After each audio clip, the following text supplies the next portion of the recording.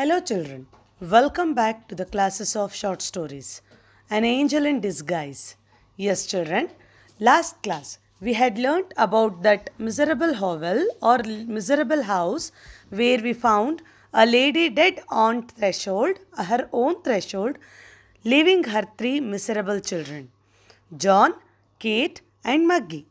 Even we witnessed that now people who never had any mercy for that lady, never had any coordination with that family, were now rushing with all pity-filled hearts and decided not to leave these children all alone. They decided to adopt their children and care their children who will be left to starve if they are not cared.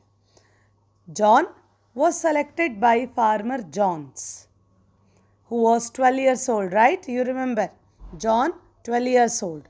Kate, very smart, bright and also beautiful girl, was selected by Mrs. Ellis because she wanted a bright child from whom something better can be done. Now remaining was Maggie.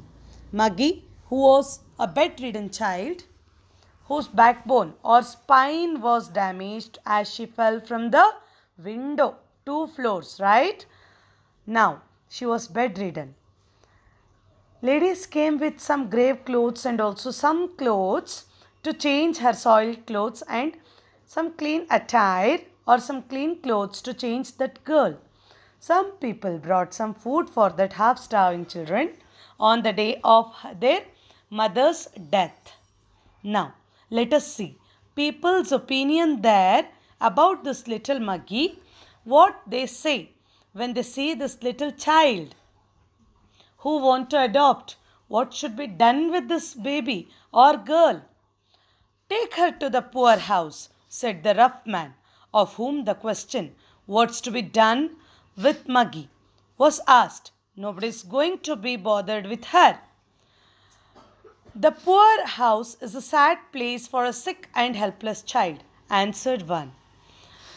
For your child or mine, said the other, lightly speaking. But for this brat it will prove a blessed change.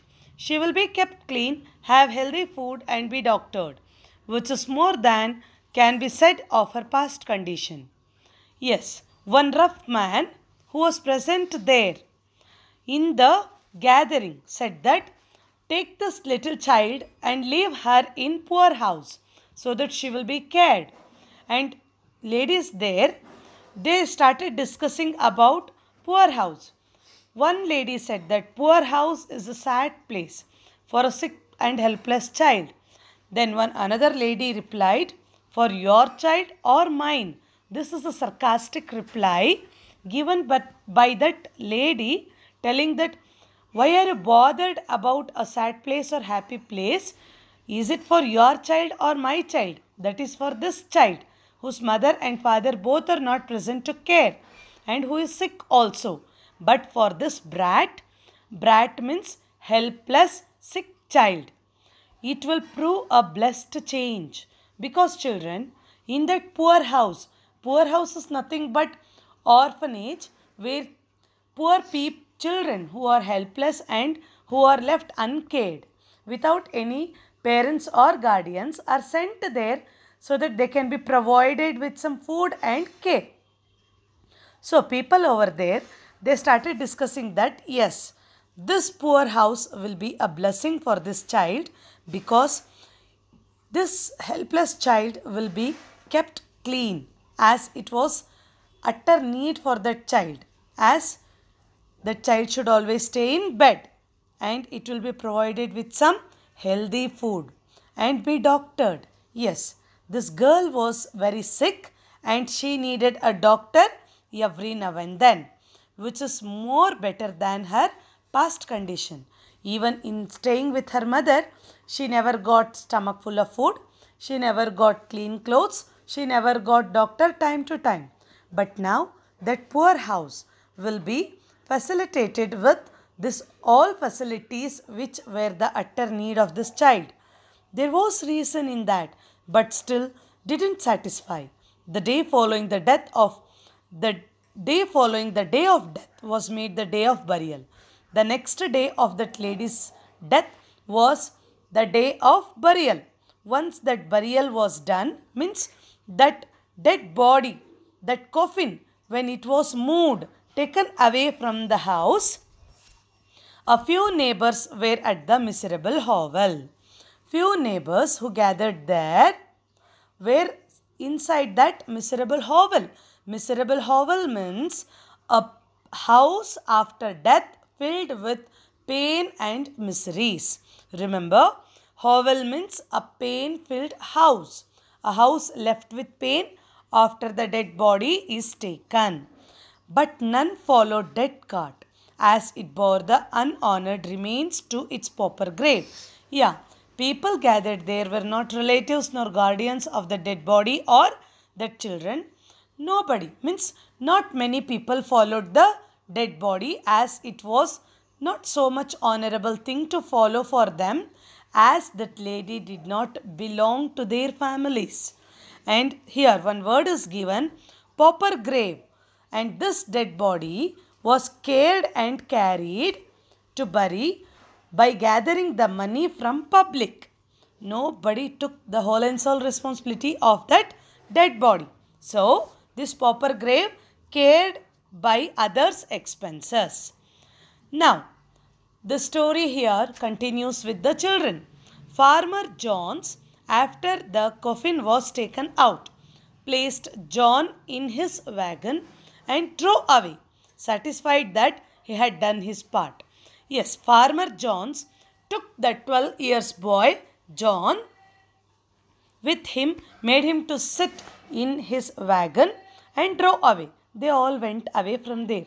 Now turn was Kate's. Mrs. Ellis spoke to Kate with a hurried air, bid your sister goodbye, and drew the tearful children apart. Ere scarcely their lips had touched in a sobbing farewell. Hastily others went out, some glancing at Maggie, and some resolutely refraining from a look, until all had gone. She was alone. Now, Mrs. Ellis came and asked that Kate to bid a farewell or goodbye to her sister.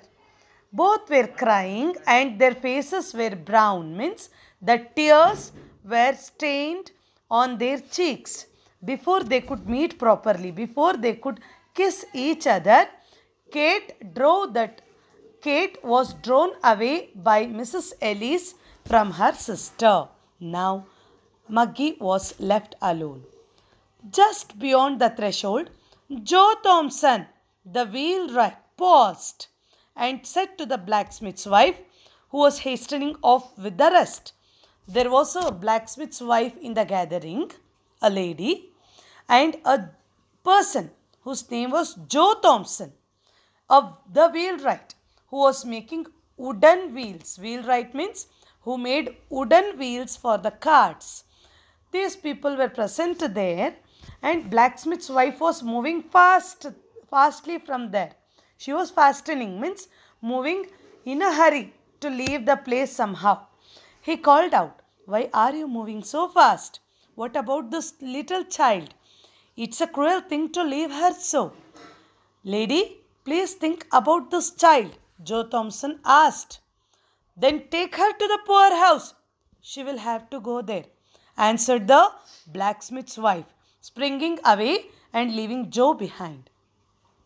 She just in a raised tone, she said, "Take this little child to the poorhouse, because nobody is there to care and better to leave her there."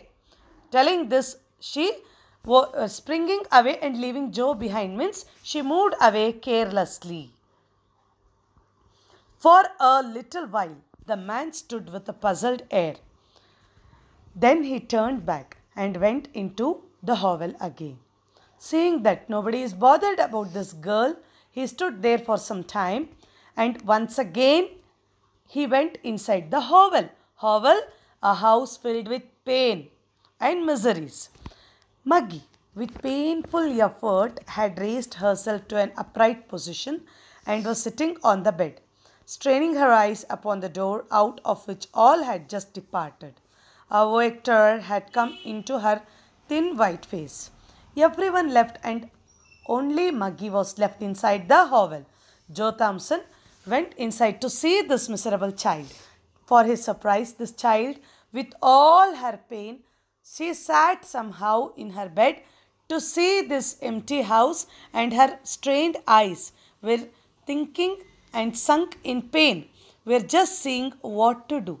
Who will do what with her? Many hopes were there inside, but no words remained. Now, when she saw Joe Thompson, a void terror had come into her thin white face. Now, children, a big painful terror to face the situations alone, which were really miserable and horrible even to imagine for the child, were left all alone in a very terrible and horrible condition. When she saw Thompson, she cried out, "Oh, Mr. Thompson," she cried out, catching her suspended breath. "Don't leave me here all alone," she requested. "Please don't leave me all alone. I will be left helpless." Though rough in exterior, Joe Thompson, the wheelwright, had a heart, and it was very tender in some places. He liked children and was pleased to have them come to his shop, where sleds and wagons were made or mended for the village lads without a draft on their harrowed sixpences. Joe Thompson was a wheelwright. He made wheel carts, but his appearance was quite very rough, followed by a very soft heart. He had a special place for the village children who visited his shops for mending their carts. He never ever demanded for money from their harrowed sixpences. Means the simple money what they gathered. Harrowed means what they gathered or accumulated secretly for their chocolates and biscuits. He never asked for that sixpences. He had a soft corner for the children. Now, his condition was quite very special to show attachment for this helpless child. Let us see, children, in further classes what will happen, what Joe Thompson will decide with reference to this helpless child. So, next class is awaited with much more things to explore. So, here I stop my class. Please read out this chapter till here, till next week. Thank you.